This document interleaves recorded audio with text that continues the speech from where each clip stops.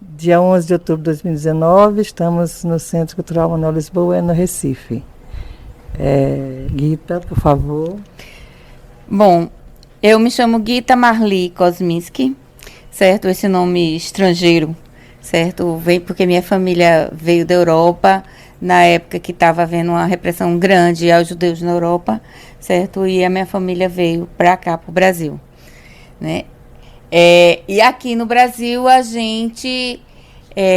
minha família que tinha uma história de luta, de resgate da democracia, e enfim, certo? E eu fui educada lendo livros que a minha mãe passava para mim, eram todos os livros progressistas, certo? E fizeram a minha cabeça e eu me engajei nessa luta, certo? E conheci a história da luta de Manuel Lisboa, né? Manuel Lisboa, que foi um jovem alagoano, certo? Que passou pelo PCdoB, Partido Comunista do Brasil, certo? E rompeu com a visão política que eles tinham na época, que a gente diz assim, reformista, que achavam que as transformações no Brasil passavam por um processo, certo? Não de mudança que passasse por uma revolução, certo? Então, o Manuel achava que para poder você avançar a luta do povo e resolver os problemas do povo era necessário construir uma revolução. E aí ele saiu do Partido Comunista do Brasil e construiu um partido chamado Partido Comunista Revolucionário. Ele e seus companheiros, que foi feita uma visita com a Eliane aqui na nossa sede do Centro Cultural Manuel Lisboa, certo? E resgata também a história de Manuel e dos seus companheiros. E aí a gente não bastava só lembrar de Manuel e de seus companheiros, era importante resgatar a luta deles e a luta pelo qual ele lutava, que era a transformação do nosso Brasil e construção do socialismo no Brasil. E aí, certo, a gente foi percebendo a necessidade de construir e continuar esse resgate da luta, certo, valorizar a luta, e assim construiu-se o Centro Cultural Manuel Lisboa, em homenagem à luta do Manuel, que foi assassinado pela ditadura militar, certo, nos porões da ditadura, certo, cuspindo nos seus carrascos, barbaramente torturado, sem nunca passar a informação que eles pudessem usar para deter ou para levar a tortura a outros companheiros que não se sabiam onde morava e que eles não tiveram nenhuma informação, né, a partir dos companheiros do PCR, inclusive, e principalmente Manuel Lisboa, que teve um papel mais importante na construção do Partido Comunista Revolucionário. Então, a gente passa por esse centro cultural, certo? Passando pela história de luta da América Latina, a história de luta do nosso povo no Brasil, certo? Você vai vendo os cartazes da anistia, cartazes, por exemplo, que eu mostrei aqui, o cartaz da construção do movimento de mulheres Olga Benária, no momento que nós fomos para a Venezuela conhecer uma organização internacional de mulheres que fazia a luta, que tinha uma visão socialista da luta, certo? Então, tudo isso aqui, certo? Ela respira as ideias de Manuel Lisboa, respira as ideias da Revolução, certo? E eu acho que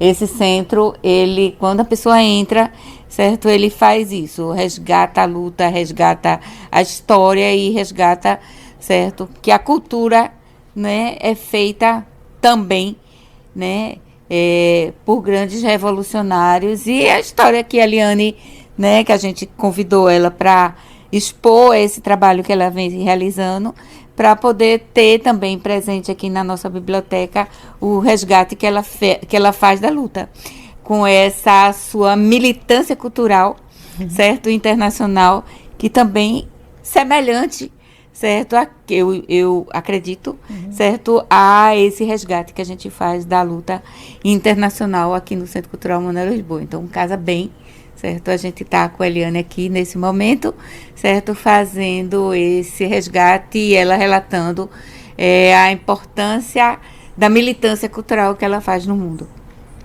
Legal, Guita. E quais são, assim, meio que uma espécie de lista mesmo, as parcerias do Manuel Lisboa hoje? Bom, as parcerias do Manuel Lisboa hoje são com organizações populares, certo? Nas diversas áreas, certo? Com a juventude, certo? Que é a União dos Estudantes Secundaristas, a União, o Movimento Correnteza, o Movimento Rebelião, certo?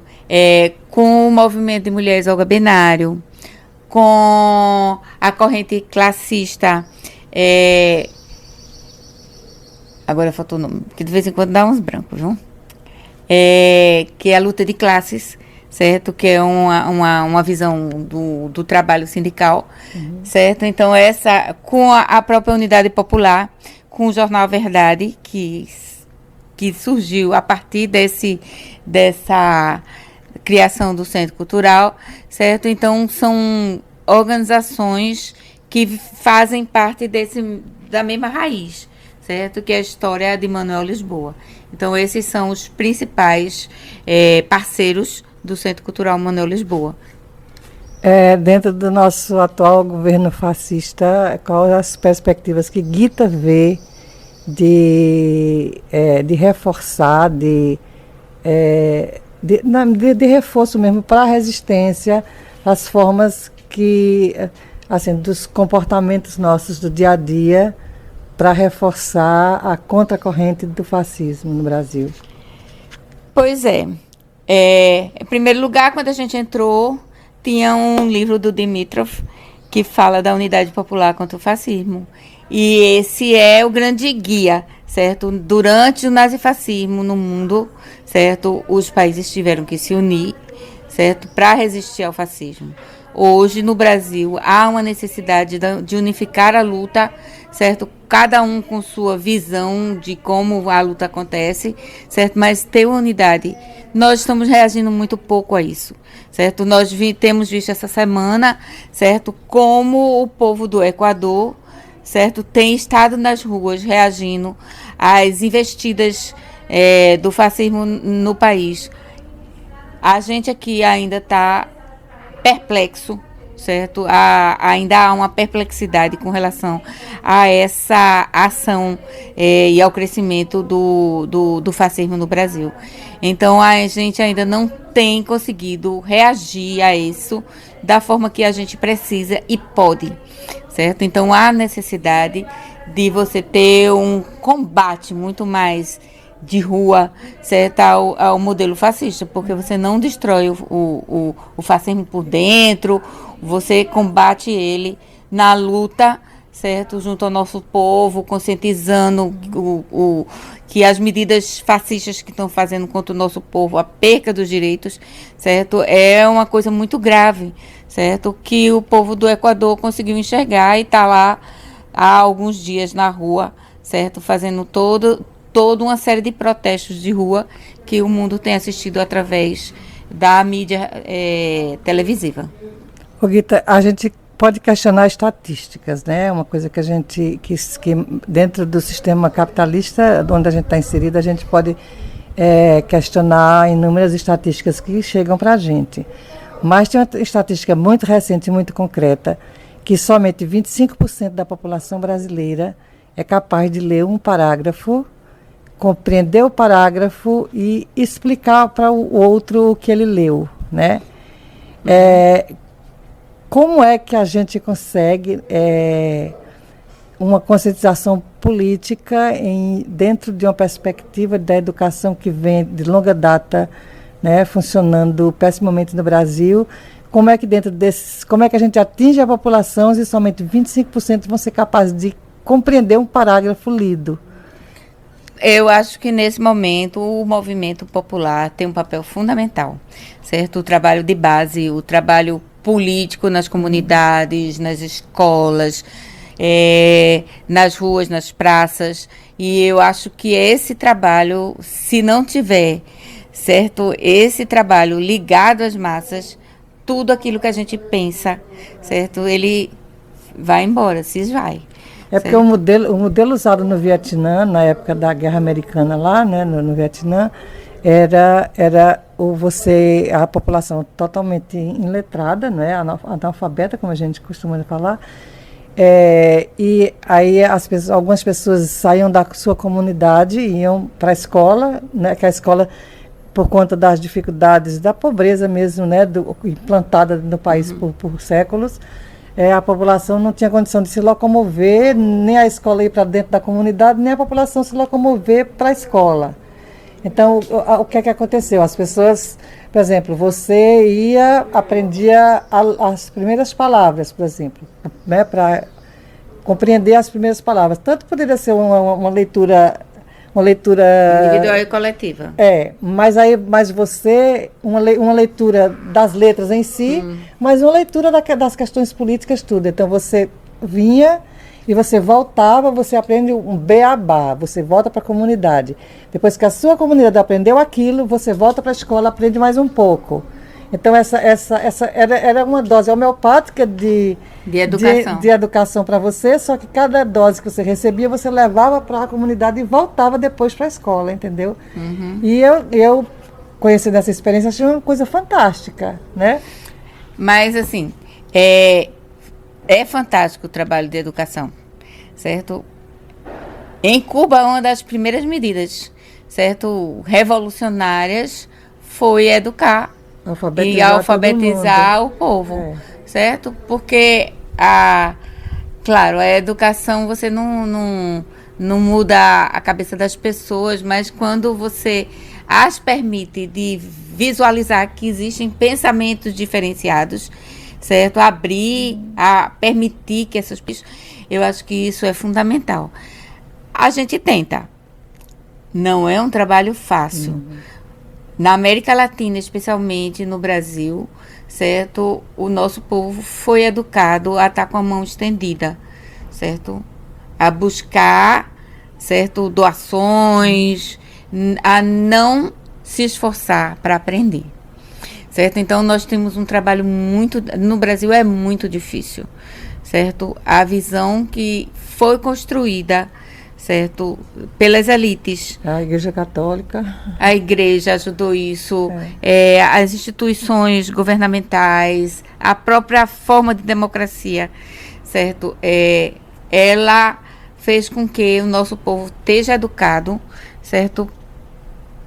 Para cumprir esse papel, para responder um modelo, certo, de participação e de visão política, para não buscar seus direitos, para não estar sempre, como eu disse, com a mão estendida e fazer a troca muitas vezes também do voto. Porque aí eu citei o Vietnã porque é o exemplo mais extremo, porque era dentro de uma guerra, né? De uma guerra desigual, eles eram isso dentro da guerra. Fazer isso. A guerra de Cuba já foi uma guerra mais pacífica, já estavam eles com eles tentando se resolver. Eles já tinham, aliás, não foi mais pacífica. Não, esse momento, a guerra da educação já foi posterior à guerra bélica, por assim dizer, né? Pois é, e aqui a gente tem eles cortam de verba da educação, querem acabar a universidade, e por outro lado o governo Lula, certo, aumentou essa dependência fez aumentar, né, não estimulou a participação popular, certo? Era um governo reformista, né, e no final das contas ele, no momento que você distribui recursos financeiros, o dinheiro vai ainda para os mesmos. E assim, uma coisa chegou recurso para, digamos, algumas pessoas estarem com seus filhos hoje na universidade. É verdade que isso aconteceu. A gente temos que reconhecer as grandes coisas que mas feitas, Agora, a questão, a democracia participativa que o PT propôs, não fazer com que as pessoas buscassem a sua organização, a sua participação popular, certo? Então, as lideranças, certo, inclusive do PT, foram todas para dentro do governo, se burocratizaram, certo? E aí você não conseguiu levantar o ímpeto de busca de direitos da nossa população. Aumentou a distância porque a população acreditava que estava sendo representada, entre aspas, né? E que no fundo não era isso. A proposta não seria ninguém representar você, era você fazer parte, né? Daquele sistema que não queria mudar de verdade, queria continuar com os banqueiros ganhando acima de tudo, porque os banqueiros ganharam mais do que do que no Fernando Henrique Cardoso, no governo de Lula, os banqueiros ganharam nesse país, certo? E o que o povo teve foi umas migalhas que sobrou, né? Fez com que que os filhos do trabalhador pudessem hoje estar na universidade sendo expulsos por Bolsonaro. Acho que tem umas coisas mínimas que poderia ser feita, por exemplo, mesmo na área da educação, no momento que ele deu o Bolsa Escola, avançaria, uma das possibilidades de avançar seria se ele tivesse levado a família para dentro da escola. Você tem tudo bem, você ganha a Bolsa Escola, você tem emprego, mas o seu empregador vai lhe liberar uma vez por mês para você ir para dentro da escola. Você vai ensinar a fazer um cuscuz, você vai ensinar a costurar, você vai ensinar qualquer coisa que você saiba fazer, a varrer a escola, você vai ensinar, vai ler para as crianças. Então, isso já teria sido uma coisa mínima no meu imaginário, que já seria um grande passo dentro da educação, se o Bolsa Escola tivesse levado a família para dentro da escola. Né? Levar a família, não. Você recebe, tudo bem. Agora, um dia por mês você está dentro da escola. Já era uma forma de participar, da família participar da escola. Pois entendeu? Porque né? A democracia participativa que seria foi... Eu fui do Conselho Estadual de Habitação, certo? Aí fazia de conta, a gente fazia debate entre os mesmos, certo? Não conseguia influir em nada, porque o que a gente debatia ficava ali, não saía dali, porque o administrador, né, quem era responsável pela política de habitação, nem ouvia o que a gente falava, mas a gente era conhecida como a democracia participativa, de fachada. Né? Mas é isso, Eliane. Muito obrigada, Guita.